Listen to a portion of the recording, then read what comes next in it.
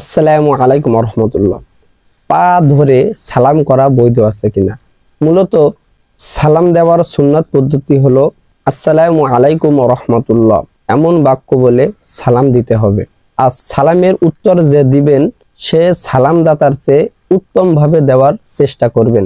তা হলো ওয়া আলাইকুম আসসালাম ওয়া রাহমাতুল্লাহি ওয়া বারাকাতুহু, অথবা সালাম যে ব্যক্তি দিয়েছেন তার অনুরূপ উত্তর দিবেন। এটি হলো সুন্নাহ পদ্ধতি। পা ধরে সালাম দেওয়ার কোনো বৈধ পদ্ধতি শরীয়তের মধ্যে নাই। সর্বোচ্চ পা ধরে কদমবুসি করা যেতে পারে, এটি শর্ত সাপেক্ষে বৈধ আছে। তা হলো কোনো মুরব্বীকে সম্মান করার জন্য তার পাকে স্পর্শ করা, আর এই স্পর্শ করার সময় মাথা নত করা যাবে না। এই ক্ষেত্রে কদমবুসি করা বৈধ আছে, কিন্তু পা ধরে সালাম করা এটি বৈধ নয়।